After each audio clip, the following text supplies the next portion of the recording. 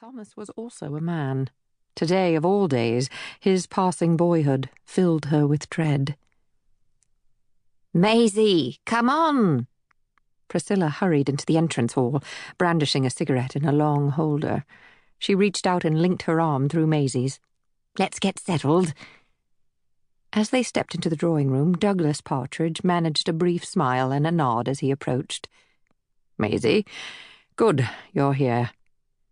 He drew back after touching his cheek to hers and held her gaze for a second.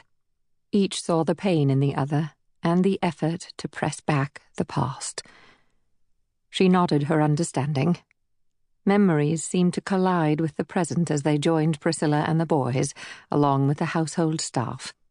A cook, housekeeper, and Eleanor, the family's long-serving nanny, no longer needed but much loved. "I thought we should all be together," said Priscilla, as the housekeeper moved to pour more tea. The wireless crackled, and the company grew silent. Priscilla shook her head, no more tea, and motioned for the housekeeper to take a seat, but she remained standing, a hand on the table as if to keep herself steady. Douglas reached towards the set to adjust the volume. "Here we go," he said. Maisie noticed Douglas glance at his watch.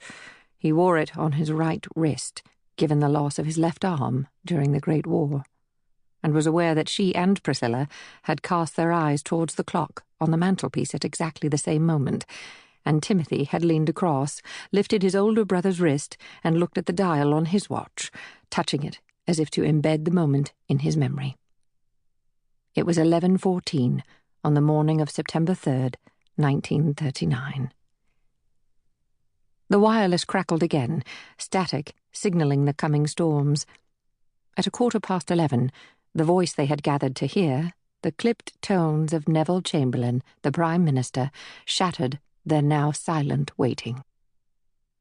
This morning, the British ambassador in Berlin handed the German government a final note, stating that, unless we heard from them by 11 o'clock, that they were prepared at once to withdraw their troops from Poland. A state of war would exist between us. I have to tell you now that no such undertaking has been received, and that consequently this country is at war with Germany. As the speech continued, all present stared at the wireless as though it held the image of a person. Maisie felt numb. It was as if the cold, slick air of France had remained with her since the war. When, she wondered, would they begin referring to it as the last war? And now the terrible, biting chill was seeping out from its place of seclusion deep in her bones. She glanced at Priscilla and saw her friend staring at her sons, each one in turn as if she feared she might forget their faces. And she knew the deep ache of loss was allowing Priscilla no quarter, the dragon of memory that war had left in its wake, a slumbering giant stretching into the present, starting anew to breathe fire again.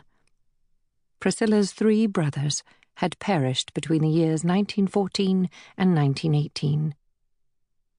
Now, may God bless you all. May He defend the right. It is the evil things that we shall be fighting against. Brute force, bad faith, injustice, oppression and persecution. And against them I am certain that the right will prevail. Douglas, who had remained standing throughout the speech, leaned forward to switch off the wireless. Priscilla touched the housekeeper on the shoulder and asked for a pot of coffee to be brought to the drawing room. The cook had already returned to the kitchen, reaching for her handkerchief and dabbing her eyes as she closed the door behind her. Eleanor had followed with a muttered explanation that she had to see to something. No one heard what it was that had to be seen to.